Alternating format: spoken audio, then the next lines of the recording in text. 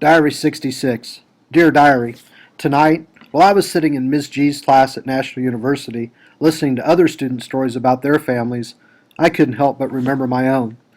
Rather than listen, I began to look out the window, staring at the cars driving by, when I thought about my brother Kevin's death a year ago. Kevin was placed in a children's hospital to undergo a brain biopsy for a misdiagnosed tumor.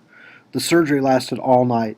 I spent that night looking at the big Hollywood sign in the dark from the seventh floor of the hospital.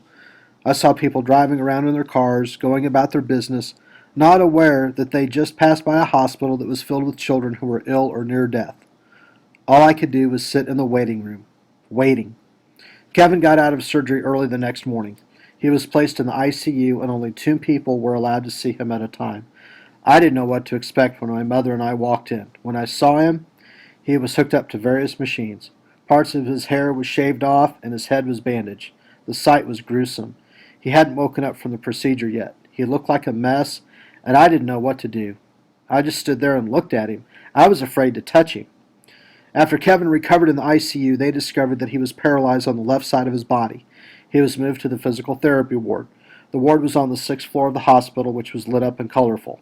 It seemed happy, unlike the people in it. The ward was filled with children who were sick and unable to walk or perform basic activities like playing with toys. Now Kevin would be one of them.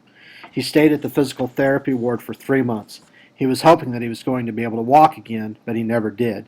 I was in so much pain watching him attempt to do a simple task which is impossible for him. Every day my mother drove to the hospital and stayed there. When I went with her, I spent the day looking at Kevin in his bed or in physical therapy.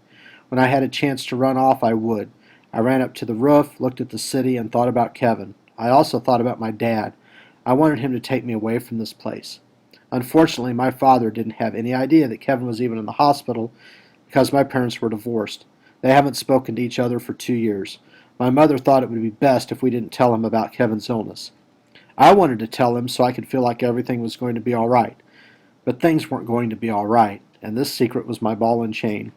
From the hospital, I could see the blue ocean in the distance, the same ocean that my brother and I used to play in. I hadn't seen the ocean for about a year. I miss it. When Kevin was released from the hospital, he lived with my mother and me in a one-bedroom apartment. The neighborhood was bad. He was placed in a local hospice program. In a way, being in the program made things easier to deal with, but Kevin wasn't getting any better. There were still nights spent in the hospitals. Kevin was bedridden, having seizures and hallucinations. No matter how bad the situation got and how many times the doctors told me he was going to die, it just didn't sink in. I knew Kevin was suffering, maybe not physically, but mentally. How can a person cope with the fact that they came to the hospital walking and left 4 months later in a wheelchair? As I sat there watching him, I wondered what he was thinking. The doctors and medical staff had no idea of his mental status. Was he sane or was he delusional? If he was sane in his physical state, it must have taken a toll on him. But what if he wasn't? What if he was just a vegetable? Did he know who I was? Did he actually see me? I had so many questions, but no answers. I was afraid to sleep because I wasn't sure when Kevin would have his next seizure. My worst fear was that I would wake up and find him dead. That thought alone was enough to keep me awake at night.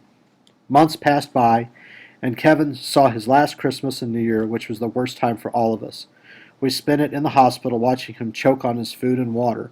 A couple of days after the holidays, Kevin began to lose his reflexes and couldn't swallow his own saliva. There was nothing we could do. We couldn't help. We didn't know what would happen next. The last time I saw Kevin alive, he was in the emergency room. He was asleep and he looked like an angel. There were no seizures and no more choking. For once he seemed fine. I thought the nightmare was coming to an end. There would be no more hospitals, doctors, pills, or pain. Now there were only two roads he could take, or that God would allow him to take. One was recovery by some type of miracle, and the other was death. As we walked into Kevin's hospital room the next day, the foul smell of death was choking me. I was shocked to see that Kevin's body was placed in the ICU with 5 other critically ill patients, even though he was dead.